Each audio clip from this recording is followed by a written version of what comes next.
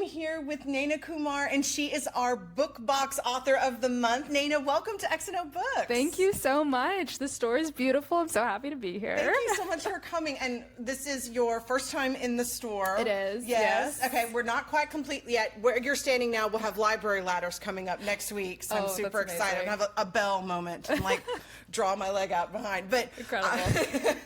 I wanted to talk to you today about your recent release, which is our featured book box of the month. It's right here, Just a Highland Fling. This is your third book of publishing, correct? Yes. Okay. Tell me a little bit about it. Yeah, so Just a Highland Fling is a road trip through the Scottish Highlands featuring a bagpiper and a reality television producer. Yes. She has flown to Scotland for her estranged father's wedding. So he's getting remarried. When she gets there, she gets a little tipsy. She hooks up with this guy, and then she finds out he's the bagpiper at the wedding. Hot bagpiper hookup. Yeah. I mean, I'm in.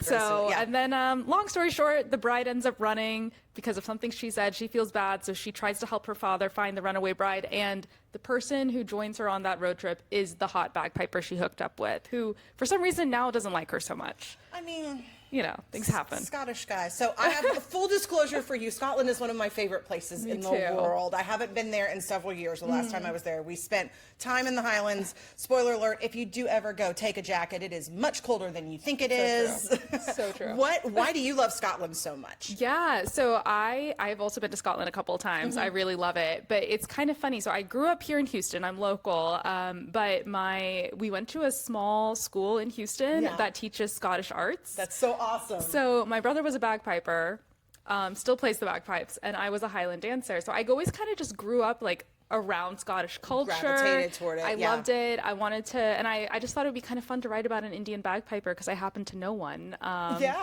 And life imitates art a little bit, bringing that in. So when I was in Scotland, I found the Scottish people and Texans to be very similar. They're just very gregarious people, warm. Yes.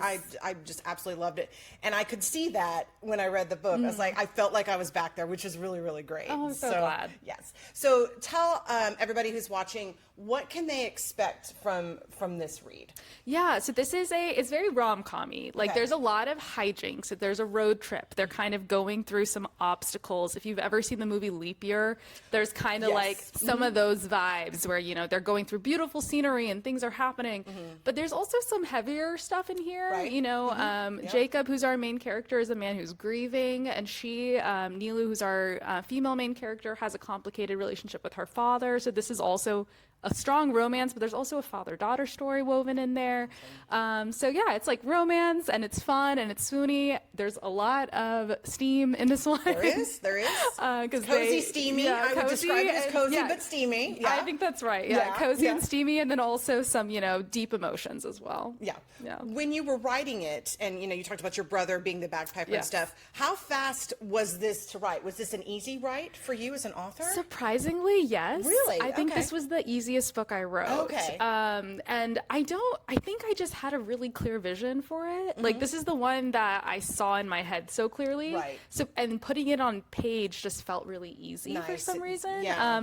It still took me time, and it still took edits and all of those things, but I had so much fun writing this book. I can tell you had fun. It's a really fun book. And like you said, glad. I loved reading it because it does have the deeper themes in it, but I read it in a day, in full disclosure. When I was trying to do book box stuff, I was like, I'm going to pick, and I just loved it. And I was just hooked, and I was in the story. And like I said, I felt like I was back in Scotland, one of my favorite places in the world. So, yes. I'm so glad. I'm so glad I was able to capture that for you. Yes, absolutely. So you are local, so we want to have you back. Of course, you're going to come back to X&O Books. You mentioned, so this is your third book, but you've got new stuff coming up. Yes, I've got new stuff coming out next year. Okay. So I've got a historical fantasy, which is kind of a departure for me. I usually have been doing contemporary rom-com. So I've got a historical fantasy called Diamond of the Rebellion, and then I've got kind of a paranormal contemporary romance. Very cool. Yeah, that one, it's called You've Been Ghosted. It's about a woman who matches with a ghost on a dating app.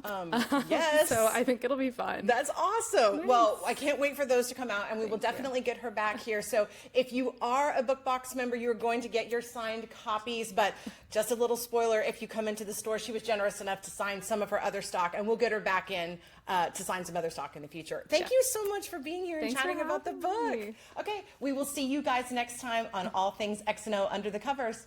Bye.